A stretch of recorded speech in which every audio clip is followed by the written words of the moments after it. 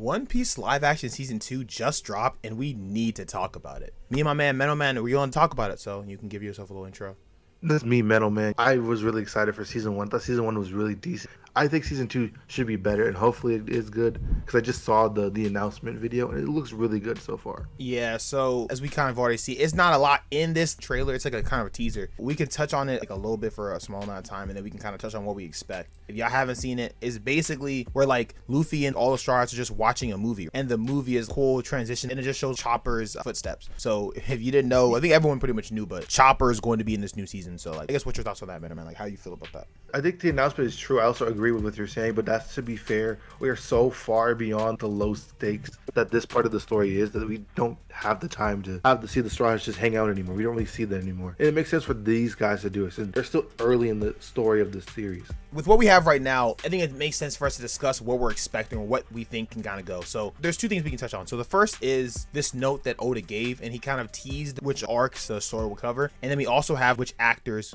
will be coming in season 2. So we know from what Oda said, we have Lougetown, Reverse Mountain, Whiskey Peak, Little Island, and Drum Island. I hope Alabasta is just season 3. I think season 3 should just be Alabasta. I feel like Alabasta was the first saga. Knowing Oda and how good season 1 has been, I'm pretty sure they're not going to just throw season 3 in there. When you look at those 4 arcs, that's a lot of shit, I'm not gonna lie, because Drum Island's Chopper, you have to have a couple episodes for him. Lougetown, we have the Smoker Tashigi. Reverse Mountain, Whiskey Peak, and Little Island, I feel like are just kind of intro for Alabasta, you know what I mean? So like, it also depends for me, like, what are they gonna foreshadow? Because obviously, in hindsight, we didn't know that Reverse Mountain would be much more important than it would be later on. Thanks to the introduction of Brook. Do they tease Brook in Reverse Mountain, or do they just leave that up for later? Nah, that's low-key a good point. They made a lot of good references. I think they even switched some things up. Did they have Mihawk come really earlier than he was supposed to and stuff? Yeah, but also they also changed that Mihawk is just now like a lapdog for Garb. Yeah, I think foreshadowing Brook would be pretty cool. You don't want it to be too strong, because I think it was kind of a cool callback when Brook came out, but at the same time, we don't know how long this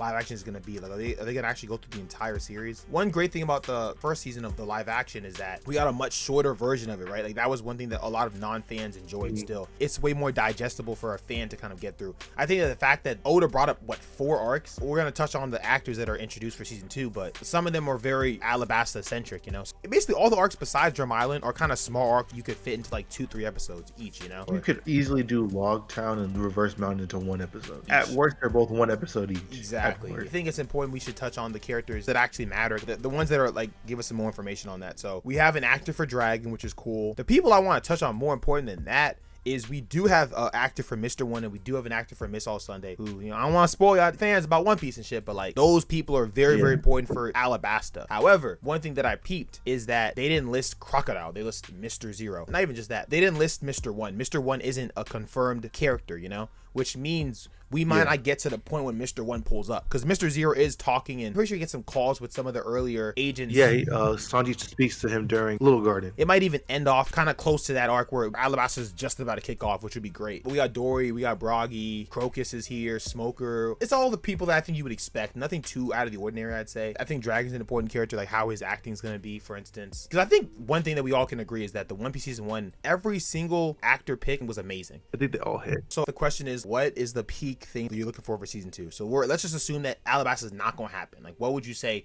I need this to happen for season 2 to be a success. I need Drum Island to be good. I need Drum Island.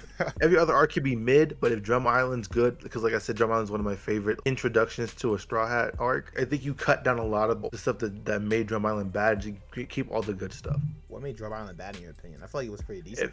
It was decent, but I feel like you need to cut down on Wapple and his goons and the amount of screen time they get. I think you should focus more on Chopper as a character. All the people from the arcs that Oda has mentioned are going to be in it. Not too much Alabasta from what it looks like, which is a good thing. Season 3 could make this shit into like some Game of Thrones shit. Like, I don't know if you agree with that, Man. I think it just depends on the success of season 2. If season 2 could continue the success, but also I think another problem that people are not realizing is that the new Wit Studio anime, we don't know how that's going to affect this series in general. Think about it, because they're both by Netflix. If Netflix thinks the anime is worth more, like putting more budget into, they might just sack off on the live action. And just say, fuck it, we're just gonna keep with the anime. Yeah, we'll see. I trust that One Piece is a big enough of a moneymaker that it'll get, Netflix would put enough money into both the series and the live action. It's just gonna be weird having three separate things going on. It's gonna have the manga, it's gonna have the Toei anime, it's gonna have the Wit Studio anime, and this live action. But I mean, that's just more money though at the end of the day though. So No, I said that's fair. I'm also thinking that maybe they could use the live action as a way to transition people into the Witch Studio anime. yeah,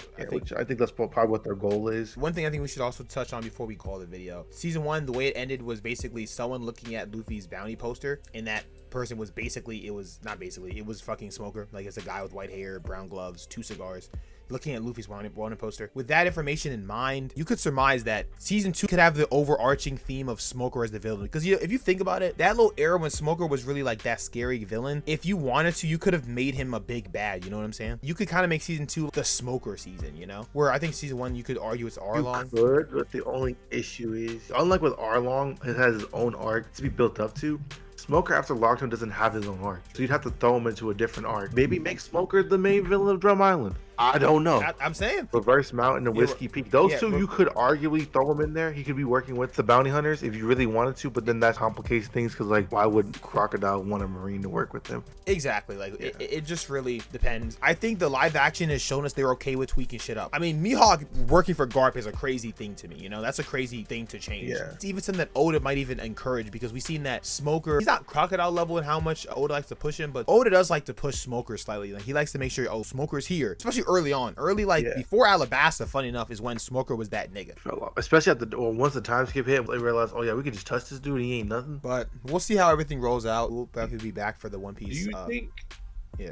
Do you think they'll push that scene with Zoro and Tashigi, where she looks like Kuina? Yeah, because like that still has gone nowhere. That still has gotten nowhere. It's gone nowhere. I agree, but let's be honest. If Tashigi is a character in this series, what else is she gonna do? I feel like that's like 80% of her, especially early on. That's 80% of her existence to me. Like, it's like the whole Zoro subplot with her. Besides that, she doesn't have a role to me. Like, that's kind of what she does, and it is kind of crazy that it hasn't gone anywhere. But like that's one of the few things that you could say Oda just didn't care about enough anymore. Like, he really dropped it. Yeah, like the Kuina theory, like they're saying, oh, that's actually Kuina. She didn't die. She just fell on her head and lost her memories and shit like that. Like, all right, no. Yeah, no. We'll see how all that ends up. She's just wasting screen time. But yeah, I mean, that's pretty much all I think we're expecting from season 2. We haven't seen much, obviously, but I think season 2 should be pretty good. I'm trusting in the cast. I'm trusting in the creator. He's shown me enough. And also Oda still being a part of the process. Yeah. One of the original creators from season 1 did leave the series. Oh, okay. During the break. You know what? All right. So I just lost 25% of my faith. But with I've been meaning to mention it this whole time, but I forgot, and then I just remember once you said creators, I'm like, oh yeah, one of them did leave. One Piece. Yeah. Okay. So guys, leave a like, subscribe, because this shit might become ass. I'm not gonna lie.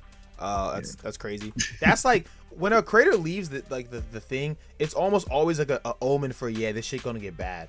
But we'll discuss that another time. There'll be more time for that. So. After when the trailer drops, then that's when we'll actually have the full conversation. Yeah, we'll have the full conversation. But until then, you know what I'm saying? But you know what I'm saying, shout out my boy Metal Man. We're gonna have a lot of collabs in the future and stuff. So y'all like, subscribe, hit Metal Man's channel. The link will be in the description. But Metal Man, do you have any like videos you got cute? Actually, no. Give us the whole script of what you got planned out, because you got a lot of videos. So I got some few videos coming out this week. I got a Ben 10 video collabing with Dr. Wardy.